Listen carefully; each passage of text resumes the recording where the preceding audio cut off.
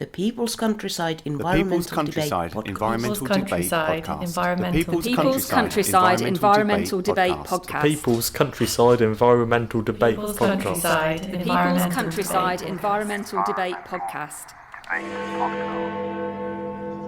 The question from Faye is, when we talk about societal addictions and highlight drugs and alcohol, but isn't addiction to salaries in there too? People often say about the Rhodes statue on Oriental College in Oxford. Oriel College. In Oxford, that they don't like him looking down at us during the modern day. Others say we don't have to look, and history is history after all. Any thoughts? This is the People's Countryside Environmental Debate Podcast. We've got somebody in the listener's chair again today. If you listen to the last episode, you know who it's going to be. I'm Stuart the Wildman Mabbutt. He is... I'm William Mankelow. Thanks very much for being with us. Yeah, the same person in a previous episode. Yeah. Who's in the listener's chair? And I'm Alex Kauffmann, back again. Yeah. And so we answer listeners' questions that people send in from all over the world. Where we started this podcast... I don't know, 2017, 2018, we had guests on talking about some big environmental hot potatoes, and COVID happened, and then listeners started sending in their questions, and some of them are tenuously connected to the environment. We always try and bring it back to the environment in some way with an action at the end. We got two questions today. I don't think, William, either of these are sent in questions before, but we've done nearly 600 episodes. How do we know? Yeah, we have Faye from Islington in London. It's not a name or place I recognise. Right. I know where it is, sorry. We've had somebody from Angel near Islington a long time ago. Yeah. This could be the same person potentially, but then Mark in Horsepath. I know Horsepath, but... Just along the road from us. It's not very far from where we're recording right now, is it? In Oxfordshire, England. Yep. We don't see the questions before we press record. If you want so-called experts, they're going to be somewhere else. We're the so-called go-to guys that will explore things cold and hopefully be relatable to you. So I'm going to read this question just to surprise William, because I like seeing his eyebrows raised. Anyway, the question from Faye is, when we talk about societal addictions and highlight drugs and alcohol, but isn't addiction to salaries in there too?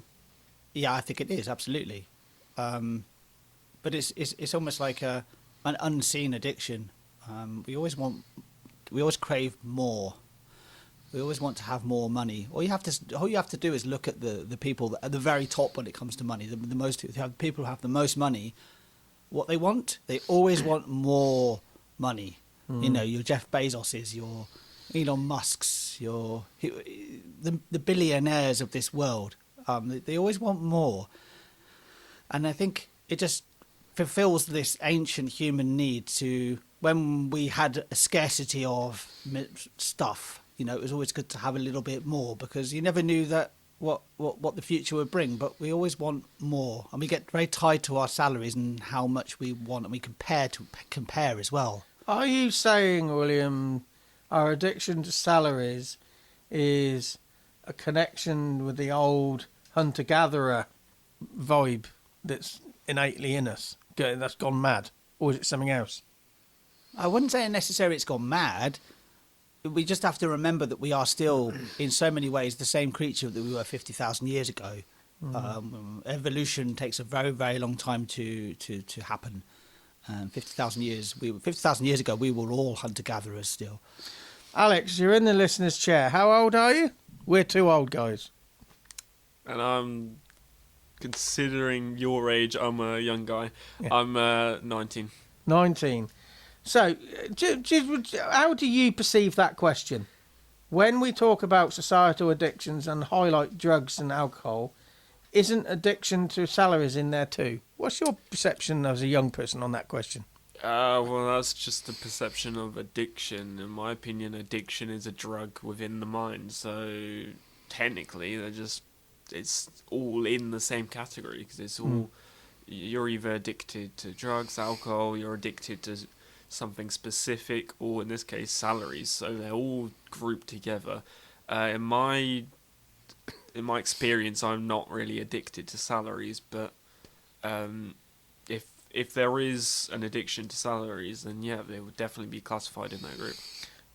Maybe what you're saying there is when you get a good salary or whatever, there are chemicals released in the brain.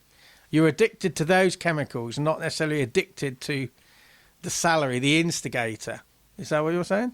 Yeah, it's kind of like adrenaline, how that would work. I don't know the science behind it, but basically, when something that, well, I guess that you are addicted to, for example, a game, the actual playing the game might not do anything, but the idea that you're playing that game just kicks something off in your mind, which then sets off like a chemical reaction, sort of.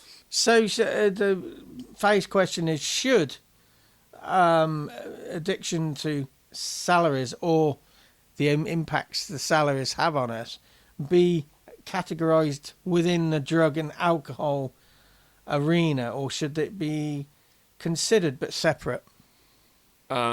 No, it should definitely be in the same group. It's an addiction, and it also specified social addictions, societal addictions, not social addictions.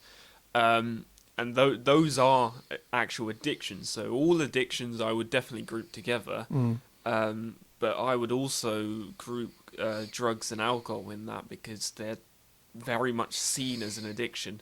If you're just do it from time to time, then it's not in that group. It's not even in that group of societal addictions, I would say.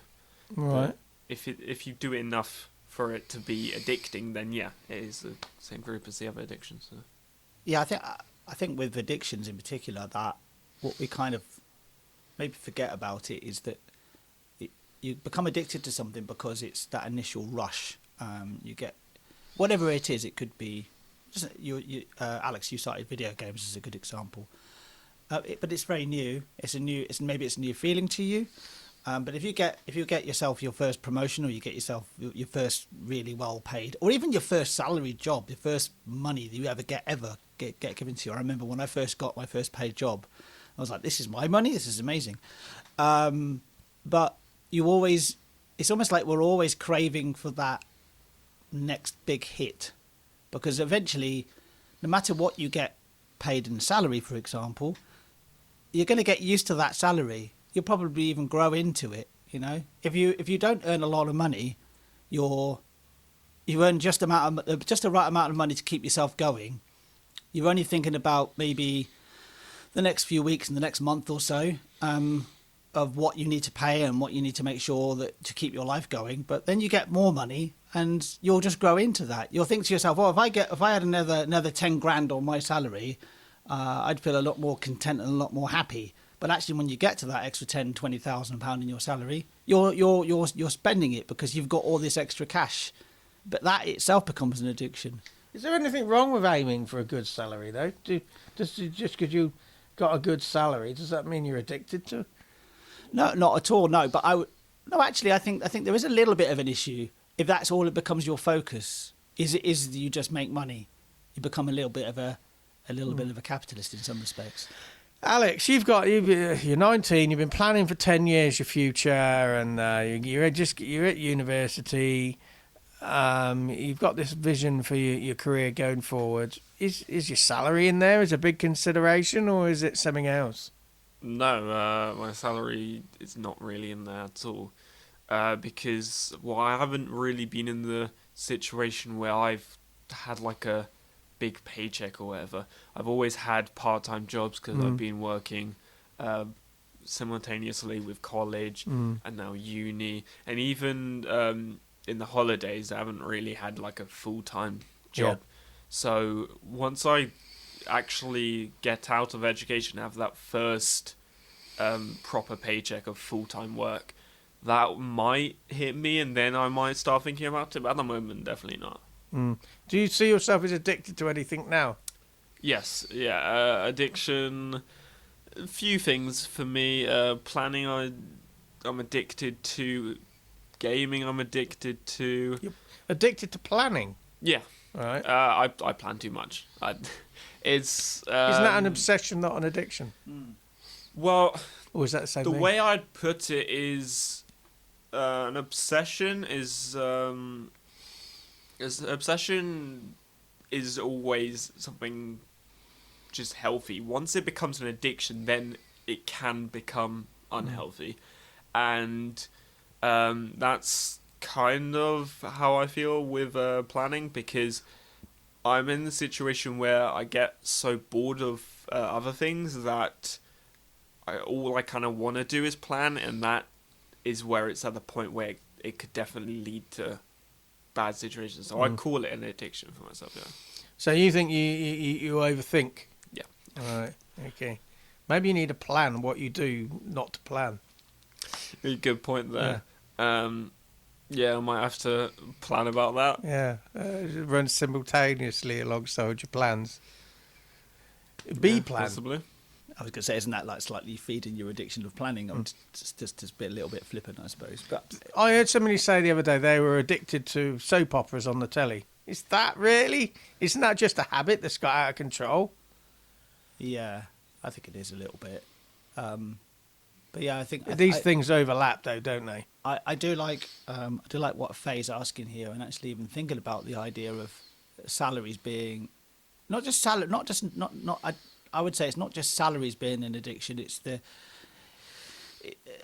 wanting more all the time, because we get a good hit of dopamine when we get a promotion, for example, or get a good salary increase, but that fades. I remember reading a story recently about this very successful person who has a big house and has a Rolls Royce, and to begin with, that Rolls Royce was really good for that. Really, they liked it, but eventually it just became a car, because that's all it really is at the end of the day. It's a luxurious car, but it is just a car at the end of the day. And it's almost like you're always looking. I think you can always go through your life looking for that next big hit, or actually, really, maybe you should be seeking what is your own truth. Who are you personally, and what do you want? What do you need in life, really? I also see salaries. It's a status symbol. I remember I worked for a guy 30 odd years ago, maybe more now, and his daughters were the same age as me. This was when I was in my early 20s, I think. And he came to see me, and my mum was there, and he said, "Oh, hello, I'm so and so." He said, "I got two daughters." He said they both work for the police. They're civilians work for the police at scenes of crime as they go around doing fingerprinting and stuff. They're on £24,000 each. That's how he introduced them. He introduced them by their salary. And she said, "Oh yeah, Stuart, he's on a pittance and he's a little shit." That's how she introduced me. I still remember that. But it's a status thing as well. I mean, I remember in my later years, some of my mum's family members, they didn't understand business. They didn't understand loss leaders. They didn't understand I might do a piece of work for free or cheap because I know it's going to lead on to a big sale somewhere else. And they say to me, "Are you being paid for that?" You don't have to be paid for everything. You just have to be... I was going to say you have to be just moving forward. Well, you have to be moving somewhere. You can move sideways as well as moving forward. Having listened to this, Alex, you got any... we giving you any ideas of what to look out for in your own life going forward? Traps to avoid? Or are you thinking, these old guys are talking tosh? A bit of both, no. Too late. Yeah, it's definitely a lot to think about, especially because the more there's talk about, salaries are like that next big hit, you want to keep on going higher, but where's the limit? In a way, linking back to the question, this is very much like drugs and alcohol. Where's the limit?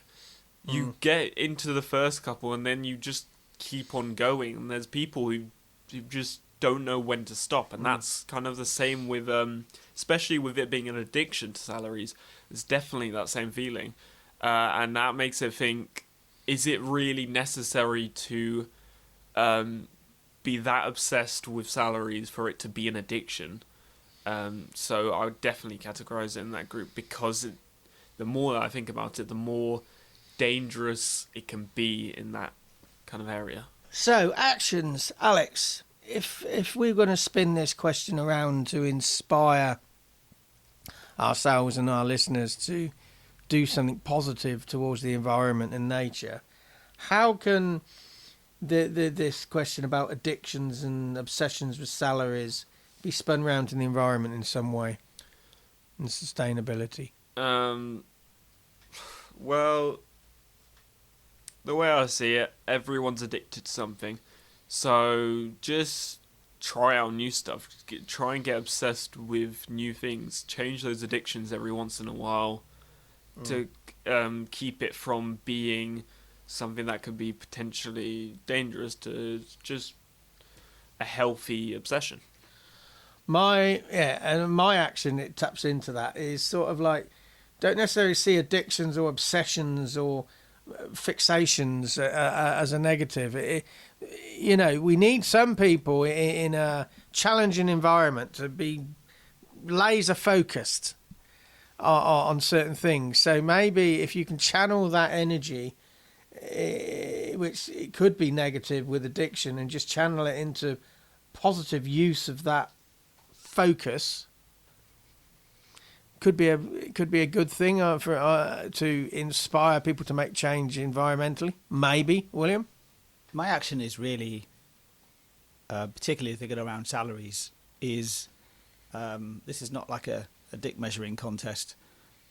Make sure that you're earning what you need to earn to keep yourself going and to lead a fulfilling life, whatever that means to you. And if you have any excess salary that you feel that you want to go and buy yourself a new La Crusette pot or a La Crusade, I think that's how you say it. Whatever, that's how I pronounce it. Yeah, but, because you're ignorant. That's because I'm working class. Yeah. That extra shiny thing that you don't actually really need. Look around you and maybe give it to somebody who you feel might need it. Maybe a charity. Maybe an artist. Artists are in some ways struggling right now. Artists could always do with some support. So that's my action. So let's move on to question 2. Mark from Horsepath, which is a little village just along the road from here. I would say it's probably 2, maybe 3 miles at most. Oh, very close, yeah. And Alex, would you do us the honour to read this question out? If I have to. No. He's getting too confident. He's getting cocky almost, isn't he? Yeah. So should we kick him off the podcast now? Yeah, last appearance. Moving on. What's the question? The question is, people often say about the Rhodes statue on Oriental College in Oxford. Oriel College in Oxford, that they don't like him looking down at us during the modern day. Others say we don't have to look, and history is history after all. Any thoughts? Well, Cecil Rhodes, he was a colonialist, and I can't remember what he made his money out of, but colonialism, shall we say? So so a lot of people are protesting about that statue above the entrance or the side entrance to Oriel College. But I also heard somebody say to me the other day, history is history. And we don't have to look up at the statue. But I would argue, and I've said this many, many times, William, it's not the fact the statues are there, it's how they are presented and why. Often there's no explanation of who these people are high up on these buildings. But we look up to them. So it asserts the fact we should respect them. It's like many people don't like the fact Winston Churchill, as a statue outside of Parliament, when they say he was the greatest Englishman of all time, and 50% of people would argue with you. Some people try and destroy that statue. I would argue it's the way that statue is presented. We should have statues about the good and the bad, but we should have explanations of what this is. Statues are put on plinths and we look at, these people should be respected. That's my first take on this question, William. Well, my first take on Cecil Rhodes' statue on the High Street is often I actually completely forget it's even there. It's on a sort of slightly nondescript building on the High Street. But overall... Royal College being nondescript. Yeah, I know, right? There's a thing. That's controversial, isn't it, right? You know, they're only good at rowing, really, aren't they? I just want to get a Barb comment in about one of the colleges in Oxford. But, you know, overall, statues, for me, when I see them, I'm like... I sometimes am often drawn to them. I was recently in Helsinki, capital of Finland. And all around their parliament building, there's lots of different statues. And there was one particular statue, and I asked my wife, who is this person? And her immediate response was, I think he was a president, a past president. And it turns out that all the statues in that area are past presidents of Finland.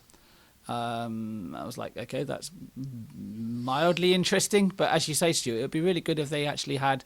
This is this person's name, and this is what this person was.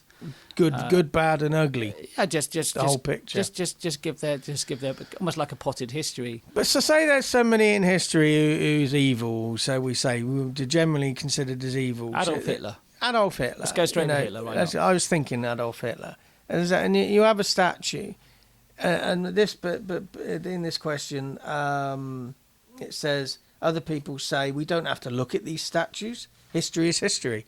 So say we got a picture of Hitler and we got a big explanation about the good and the bad he did. He obviously did a lot of bad. Yeah. Can't say he did a lot of good, but anyway. Well, he's a vegetarian artist that killed millions of Jews. Yeah. So say for example, should he not have a statue? And if he does, we don't have to look at him.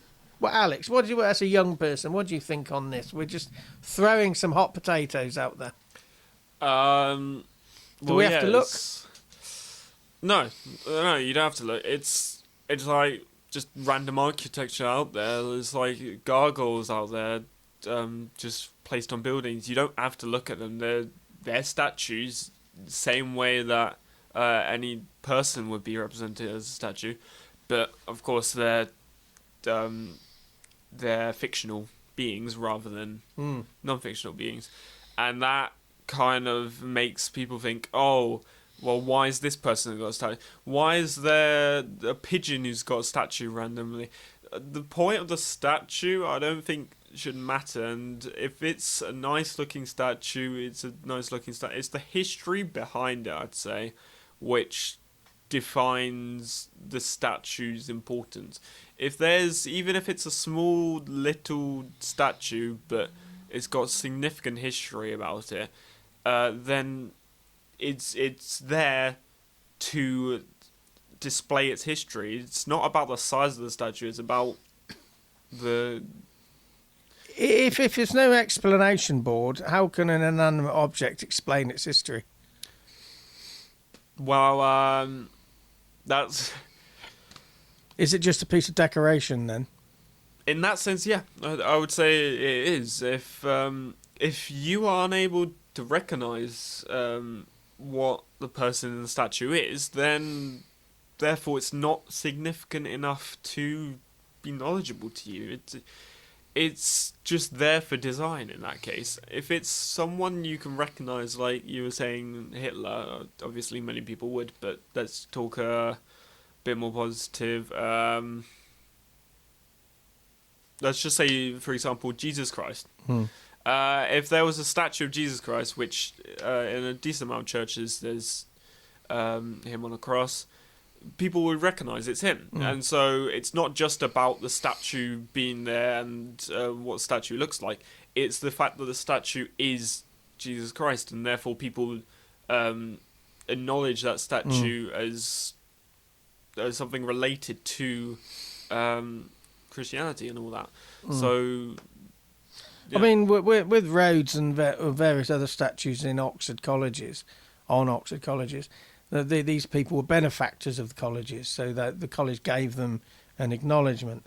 But should we actually have this overall trawl of statues across our society and say which ones should or shouldn't be there just because they had a bad history? Or should we present the good and the bad history? Should we present statues better?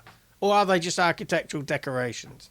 I would say they're the latter of those two categories, as you just said there. So there are architectural things. At one point, somebody thought it would be a great idea to have this statue for whatever reason. So I cite the Finnish president's statues outside of the Finnish Parliament in Helsinki. That would have been put there because Finland's a very modern, new country, and they obviously wanted to make a statement about them being that particular new country. Now, if we think about the High Street here in Oxford, we're talking about the Cecil Rhodes statue.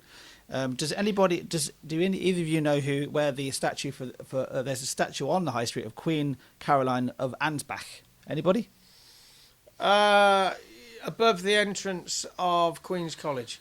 Exactly, yeah. So you didn't think I was going to get that, did you? Well, you're an Oxfordian, so Oxfordite, as somebody I knew once called me.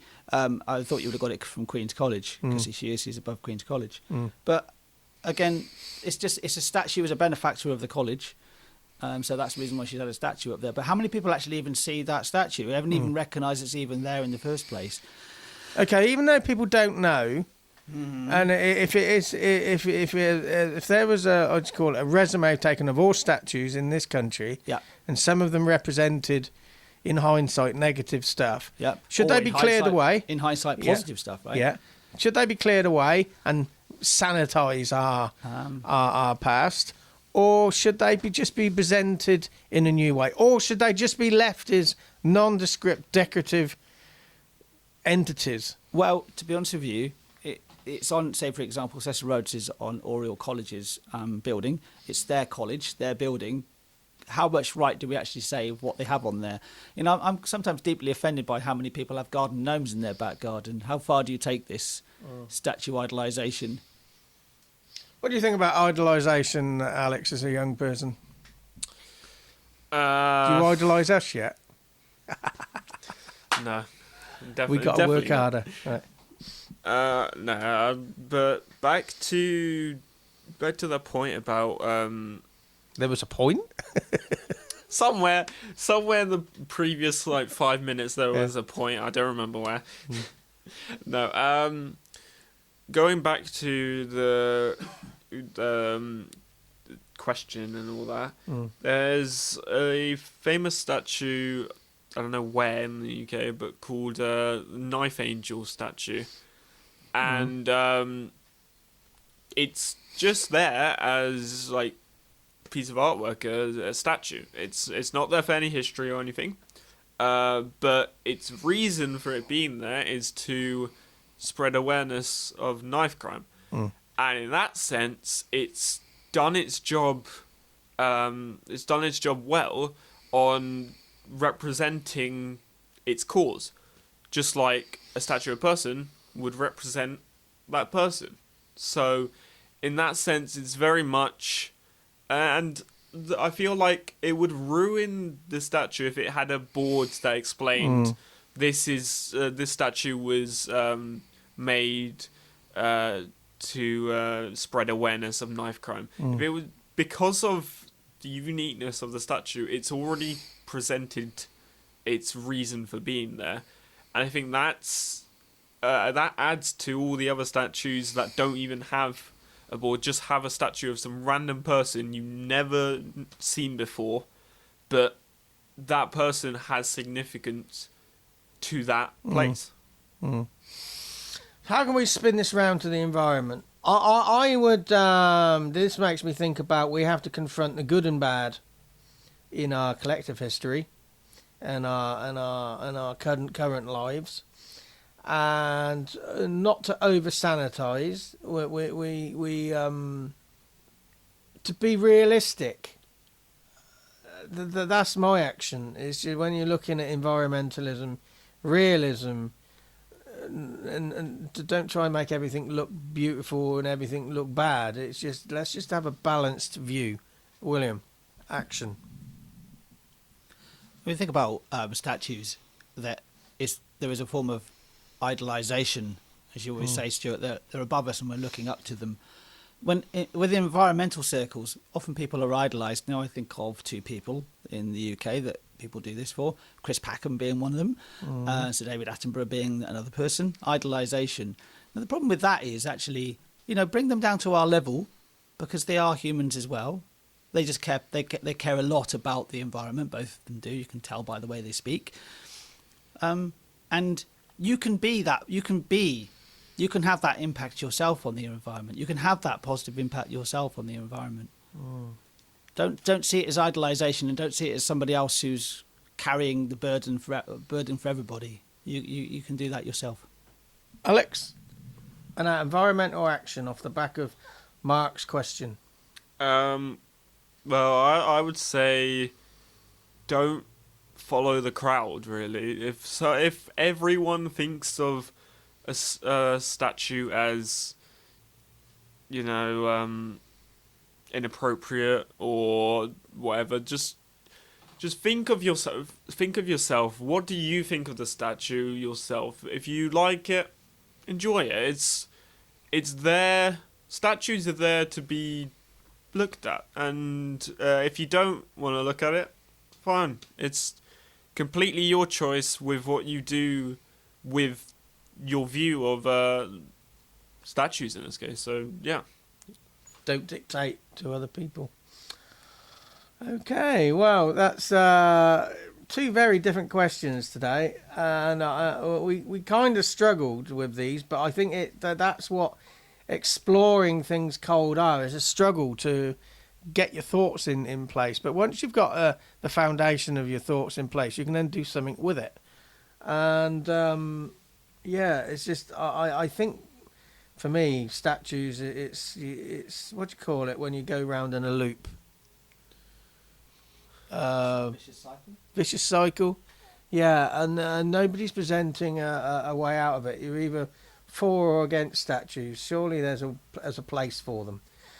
You can be ambivalent about statues, like I mostly am. It's the ambience thing as well. It's sort of like, there's another statue, but it builds the ambience. Anyway, we're three Oxonians. I think what we call Alex an Oxonian.